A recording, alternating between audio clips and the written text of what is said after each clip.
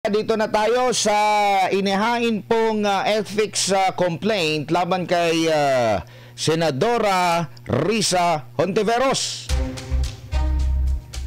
Kahapon po ay pumunta dyan po sa Senado ang mga abogadong sina Manuelito Luna, Attorney Jing Paras, dati pong kongresista ng Negros Oriental, at itong si Attorney Ferdinand Topacio. At dyan po sa Senado, mga kapartners, sila po ay naghain ng reklamo laban niya dito kay Senador Risa Hontiveros sa tatlong issue po, mga kapartners, no? O na umano'y ginawa ng opisina ni Senadora Risa Hontiveros, no? At mamaya din mapapakinggan din natin kung ano yung tugon naman dito ng senadora. Unahin ko lang po, no, yung pagbasa dito po sa kanilang complaint affidavit. Kahapon meron tayong initial na pagbasa nito, pero nakakuha tayo ng kopya at ipapakita natin sa inyo kung ano yung pinag-ugatan ng kanilang reklamo po, mga kapartners. At sinasabi nga na nakagawa ng disorderly behavior itong si umano'y disorderly behavior ang senadora. Okay? So dito sa number 1, sa page 1 po, mga kapartner, sinabi po dito ng mga complainants na we have the honor to file an ethics complaint against Senator Ana Teresia ba to? Hindi ba to Teresa pala? Navarro Hontiveros Barakel, an incumbent senator, is filed in accordance with Article 6, Section 16.3 of the 1987 Constitution. At sinasabi dito, kinote nila, each house may determine the rules of its proceedings, punish its members for disorderly behavior, and with the concurrence of 2/3 of all members, suspend or expel a member, and the penalty of suspension when imposed shall not exceed 60 days. So merong kapangyarihan. Sinasabi po sa konstitusyon na ang bawat kapulungan ng Kongreso, higher at lower, o Senado at Kamara, mga kapartner, ay maaring gumawa ng kanilang rules at pwede nilang parusahan ang mga miyembro, either senador o kongresista, na merong ginawang disorderly behavior. And kung ito po ay sasang-ayunan ng 2/3 ng lahat ng mga miyembro, kung saan sigurong kapulungan, maaring masuspend o di kaya matanggal bilang senador o bilang kongresista, mga kapartner. At pwede ring parusahan ng 2 buwan na pagkakasuspindi. Okay, dito tayo sa number 3, mga kapartner, ng ethics complaint. Mga dahilan. Okay, nailathala dito sa page 2, mga kapartner, ang mga dahilan ng kanila pong sinasabi na may umano'y disorderly behavior itong si Risa Hontiveros. Number 3, before his recantation sometime in 2025, bago daw yung pagbaliktad niya, no? Senate witness Michael Maurilio testified in early 2024. Nagbigay ng kanyang testimonya noong early 2024, mga kapartner, in a Senate inquiry led by Senator Hontiveros about the alleged abuses in the premises of Kingdom of Jesus Christ in Davao City and Sunshine Media Network International, or SMNI. KOJC is led by Pastor Apollo C. Kibuloy. Maurilio also testified that former President Rodrigo Duterte received firearms from Pastor Apollo Kibuloy. The committee report of the said inquiry, including the records thereof, are a matter of judicial notice, with the Senate being the repository thereof. Sinasabi po rito mga kapartner na bago pa man bumaliktad sa kanyang testimonya, itong si Michael Maurilio, nagbigay nga siya ng aligasyon at nagtestigo dyan po sa Senate inquiry na pinapangunahan ni Risa Hontiveros tungkol di umano sa pang-aabuso sa loob daw ng KOJC compound sa Davao City at sa SMNI. Number 4. Thereafter, pagkatapos nun po mga kapartner, after almost 1 year ba? In a video circulated online, Maurilio accused Senator Hontiveros of paying him 1 million pesos to lie and implicate Pastor Kibuloy, former President Rodrigo Duterte, and Vice President Sara Duterte. Sinasabi dito mga kapartner na matapos nga after almost 1 year ba or mahigit 1 year ay naglabas po ng video itong si Maurilio na inaakusahan itong si Risa Hontiveros na binayaran siya, sinuhulan siya ng 1 milyong piso para tumistigo at sabihin na para magbigay ng aligasyon laban kay Pastor Kibuloy, dating Pangulong Duterte at Vice President Sara Duterte. He thereafter retracted his testimony and cleared Pastor Kibuloy, former President Duterte, and Vice President Sara Duterte of any wrongdoing. Matapos po na makapagnilay-nilay siguro at binabagabag na ng konsensya itong si Maurilio, ay bumaliktad siya sa kanyang testimonya at yun nga ang sinasabi na di umano'y binigyan siya ng 1 milyong piso para magsinungaling. The news video of GMA Integrated News relating to the said Maurilio retraction and report of the State of the Nation anchor Atom Araulio may be subpoenaed by the Senate for purposes that the body may deem necessary. Naibalita din ito eh. Actually, after pa nga nito, di ba, inakusahan na ginigipit daw, dinukot daw itong si Maurilio, ginipit daw, tapos naglabas ulit ng video itong si Maurilio na kusang loob ang kanyang paglabas.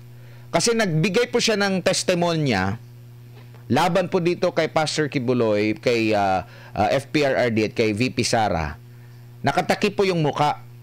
Pero nung bumaliktad po siya at napagtanto, di na nakaya ng kanyang konsensya, lakas loob niyang tinanggal yung kanyang maskara o hindi siya nakamaskara, hindi siya nakasuot ng takip sa mukha nang siya po ay nagsabi na pawang kasinungalingan ng kanyang mga, kasi parang nagbasa ata siya doon sa Senate hearing, di ba? Yung mga kanyang sinabi doon una sa Senate inquiry na pinangunahan ni Risa Hontiveros, pawang mga kasinungalingan po yun at binayaran lang siya ng 1 milyong piso. Hindi po siya nagtakip ng mukha at nakahanda siyang patunayan ito mga kapartner. Sa number 5, ibang issue naman ito.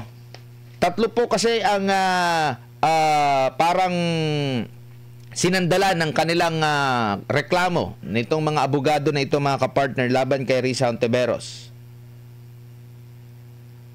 In another instance, a certain Mark Clarence Manalo, in a sworn statement, stated that Senator Hontiveros, through her assistant, one attorney J.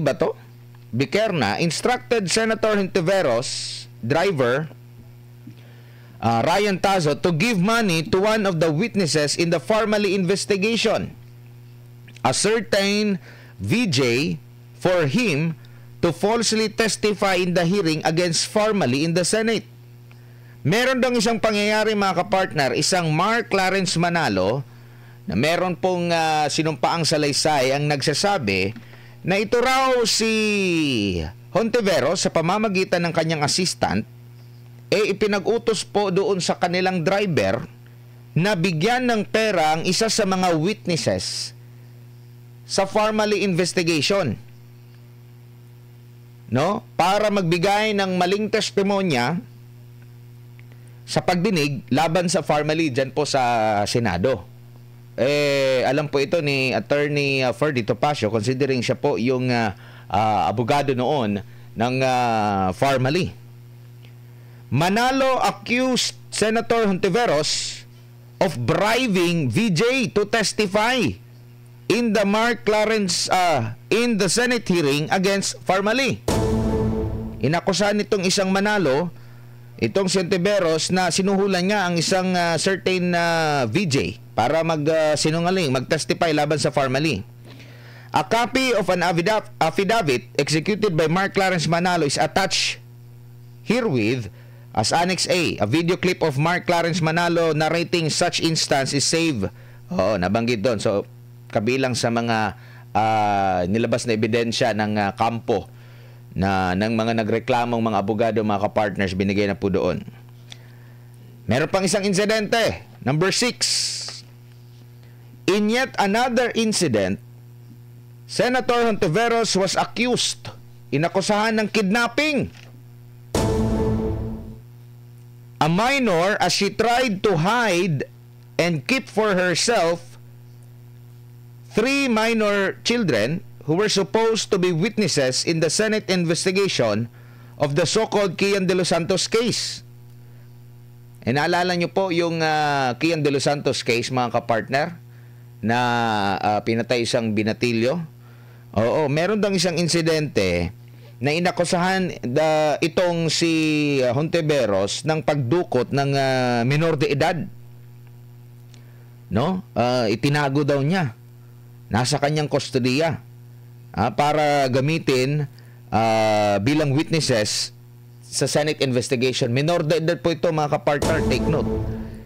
Where the said schoolboy was killed by active duty policeman, which is meron namang desisyon na ito ng ang korte, 'di ba? Napapanagot na yung mga pulis na nang abuso po ng kanilang kapangyarihan. This incident was one of the subjects of a complaint in the office of the Ombudsman against Senator Hontiveros. Meron na palang ihain na reklamo din dito sa Office of the Ombudsman laban sa senadora.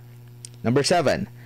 It would appear that sometime on the 3rd week of August 2017, noong Agosto 2017, or around 19th of August 2017, Senator Hontiveros Baracael, with the aid of certain persons or jandos, meron siyang mga kasamahan siguro, induced one, pinangalanan dito, isang 13 anyos, mga kapartner. Okay? Isang 13 anyos, isang 9 anyos, at isang 6 na taong gulang, to abandon the home of their parents na si Roy Concepcion at Maria Teresa Concepcion, kung saan OFW pala ata ito si nanay na nagtatrabaho. Hinimok na iwan yung pamilya, yung parents. Number 8. Respondent Hontiveros Baracael and her co-conspirators also convinced the minor sister and brother. Okay, isang 22 anyos at isang 21 anyos po, mga kapartner. Kapatid pa, dagdag na kapatid na lalaki. Nasamahan siya to get along with her in keeping the 3 minor children. Respondent Hontiveros and her co-conspirators then brought the minors and their siblings to an undisclosed location without informing authorities. Itinago raw itong mga minor de edad kasama yung mga nasa ustong gulang na mga kapatid din nila sa hindi undisclosed location na hindi ipinaalam sa otoridad at hindi ipinaalam sa mga magulang ng minors. Worse, the subject minor, who is an eyewitness in the said De Los Santos Lake case, was not turned over either to DSWD or to DOJ for processing and inclusion in its witness protection program despite the demand from the Public Attorney's Office and pleadings from the parents of the victims to turn over the minor witness, minor din, hindi ko nababanggitin yung pangalan kasi minor, sa PAO at DOJ NBI. Ang sabi po, minor de edad ito na sinasabing witness. Okay? At hindi raw ipinaalam sa DSWD at DOJ at maproseso sa Witness Protection Program sa kabila ng hiling demand ng Public Attorney's Office at ng mga magulang ng biktima. No less than respondent Ontiveros had publicly admitted to the taking as well as to having kept the minors without court authorization. Sinasabi daw na inaamin itong si Ontiveros na nasa kanilang kustodiya itong mga minor de edad kahit walang court authorization daw. Ito binabasa lang natin yung binabasa lang natin yung naging complaint affidavit po nitong mga abogado na ito, mga kapartner. Since this had been given to the widest dissemination through extensive coverage by the media and that respondent Ontiveros had issued statements in connection thereto wherein she admitted that she was in custody of the minors, mga conception ito, the matter may be taken judicial notice sa Office of the Ombudsman at yung may hawak. Punta tayo dito sa number 11.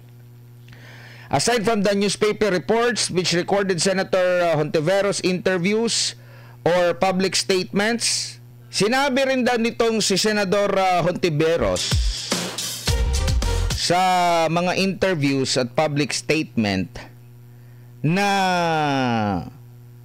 sa kanyang liham doon kay Senator Coco Pimentel noon at sa pamamagitan kay Lacson, inamin din niya na nasa kanyang kustodiya itong mga minors. Clearly, Ontiveros, from above-mentioned statement, admitted she was holding custody of the 3 minors.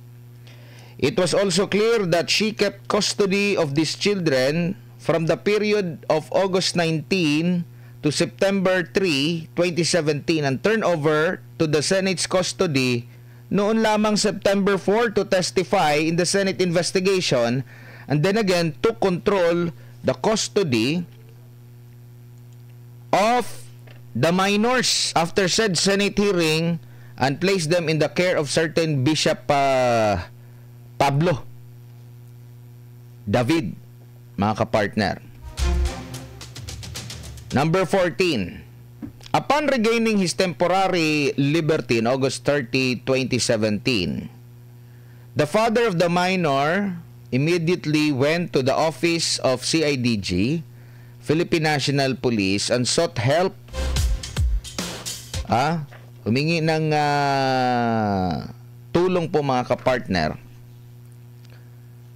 sa pambansang pulisya para makuha yung kustodiya ng kanyang mga minor na mga anak. He had it recorded on the police blotter and at the office that he wants to get his children from Senator Ontiveros, whom he heard were keeping his children. According to him, he asked the assistance of the CIDG under one Major Villanueva and then wrote to the Volunteers Against Crime and Corruption on September 4, 2017, seeking the assistance of the said VACC to enable him to gain custody of his children. At meron din silang ipinakitang resibo nga dito sa liham nila sa VACC. Number 15. Dante Jimenez, founding chairman ng VACC on September 7, 2017, requested the volunteer lawyers of VACC, namely Jacinto Paras and Attorney Ferdy Topacio, to accompany Roy Concepcion, yung magulang, and Major Villanueva to the office of Ontiveros Barakel of the Senate offices in Pasay City. So, nagpasaklolo siya sa PNP-CIDG, nagpasaklolo siya sa VACC, yung magulang, para makuha yung kanya mga minor de edad. May say pa rin po kasi mga minors po yung mga bata na sinasabing hawak di umano nitong si Senador Ontiveros. At sabi pa rito mga kapartner, before arriving at the Senate, Attorney Ferdy Topacio called Senate Sergeant-at-Arms retired Army General Jose Balahadja to find out if the minors, yung mga minors, tatlo, were really in the custody of the Senate. Tumawag pa si Attorney Ferdy Topacio sa Senate Sergeant-at-Arms. Tapos, sinabi dito, he told Attorney Paras and Topacio that after the hearings, they were turned over to Senator Hontiveros. Nandun sa Senado, pero nung matapos na raw yung hearing, ay ibinigay ang kustodiya doon kay Senator Hontiveros. General Balahadja advised Attorney Topacio to proceed instead sa opisina ni Hontiveros. Upon reaching Hontiveros Baracael office, Roy Concepcion together with Attorney Paras, Attorney Topacio, and Major Villanueva of CIDG were met by Senator Hontiveros staff, and the latter told Roy Concepcion and his companions that the minor children are no longer in Senator Hontiveros' custody, pero nandun daw sa kustodiya ng isang Bishop Pablo David. So, pinuntahan nila kasi sinasabi nga na nasa kustodiya daw ng senadora, pinuntahan doon, tumawag pa sila doon sa Senate Sergeant-at-Arms, tinanong kung nandyan ba sa Senado. Ang sabi ng Senate Sergeant-at-Arms na hindi, nandun na sa opisina ni sila na yung nangasiwa doon. So, pinuntahan na ngayon ng magulang at ng kasamahan niya from CIDG ng mga abogado ng VACC. Ang sinabi naman ng mga staff ng senadora, wala na sa kanilang kustodiya pero nandun na kay Pablo David. Bishop Pablo David. On September 9, 2017, lumiham itong si Roy Concepcion, yung magulang ng minor de edad, kay Bishop Pablo David and asked the assistance of VACC and CIDG to accompany him sa residence ni Bishop Pablo David. Thus, Roy Concepcion was accompanied by Major Villanueva of CIDG and VACC National Coordinator Rose Roque of VACC to the residence of Bishop David. In his letter to the Bishop David, which the letter received through his assistant Louis Rivera that day, Roy Concepcion asked Bishop David why he was keeping custody of his children when he was not a relative. Doon sa liham, tinanggap pa ng assistant daw ni Bishop, sinabi doon nga, bakit mo hawak-hawak yung aming mga anak, menor de edad, na hindi ka naman kamag-anak or hindi naman otorisado na kupkupin mo yung aming mga anak, wala ka namang authorization mula sa akin, tatay, at dun sa nanay. In the same letter, Roy Concepcion also questioned the authority of Hontiveros Baracael to take his children and keep them without his permission. Tinurn over din ng opisina raw ni ng senadora doon sa kay Bishop nang wala din namang authorization mula sa mismong mga magulang. Number 17.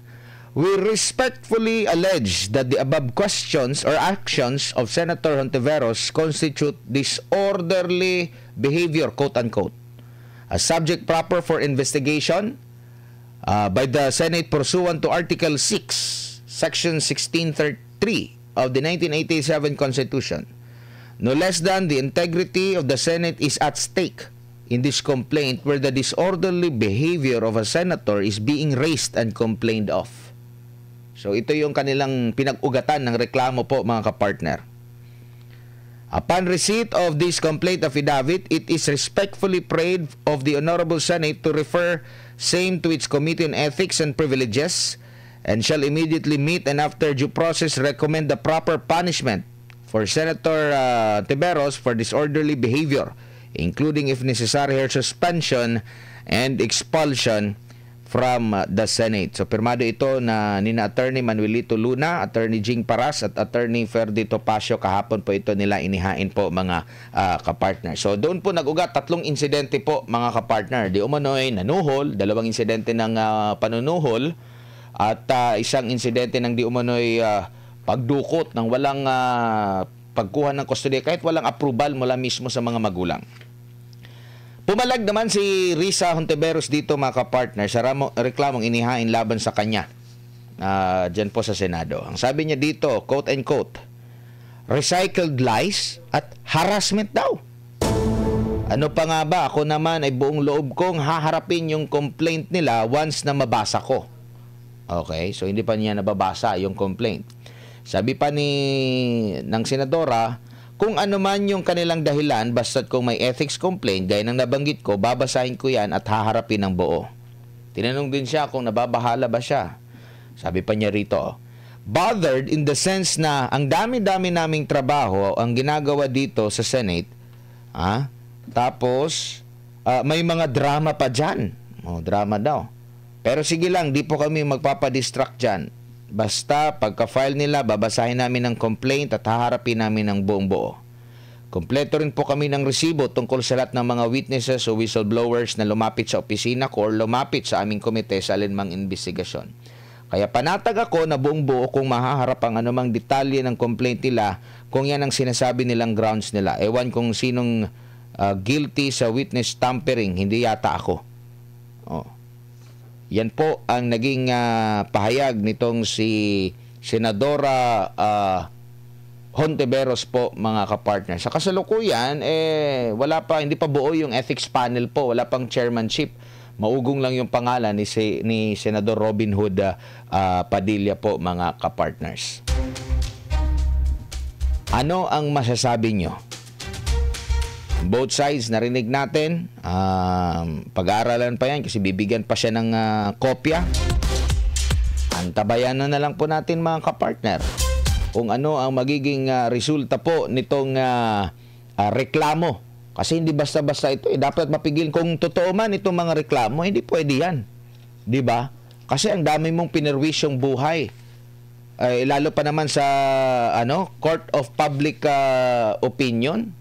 Yung iba dyan, talagang kung ano lang yung naririnig nila, akala nila yun na yung gospel truth. No? Nasiraan, kawawa na yung kawawa yung naakusahan. Tapos yung mga ginamit na witness, bayad pala. Naku po, sirang-sira na yung buhay nung inakusahan. Di po ba? Hindi agad-agad mababawi po yan ang basta-basta, lalo na kung ganyan, papahiyain ka, ganito, ganyan, ibinulgar na. Tapos kalaunan pala, napag-alaman na meron palang mga panunuhol na ginagawa. Ay, naku po. Dapat talagang mapanagot kung ginawa ito. Dapat, hindi po dapat pamarisan yung mga ganyan. Dapat doon lang tayo sa totoo. Lagi nilang sinasabi, transparency, accountability. Pero pag mga ganito, napakadelikado po niyan, mga kapartner. Kasi kung sino lang yung kalaban nila sa politika, sino yung kalaban nila, pwede nilang gipitin. Di ba? Ilang beses na palang nangyari ito. Kung totoo man ito, naku po, napakadelikado po niyan. Hindi po natin kailangan ng ganyang leader. Lalo't sinasabi pa raw na gusto pa ng mas matas na posisyon. Gusto nyo ba ng leader na ganyan? Hindi po. Kahit sino yan. Nasa Kamara man yan, nasa Senado, walang puwang yan sa ating mundo yung mga ganyang klase po, mga kapartner. Para lang sa kanyang sariling interest, para lang gumanda yung kanyang pangalan, meron siyang aapakan. Parang kagaya dun sa intro natin kanina.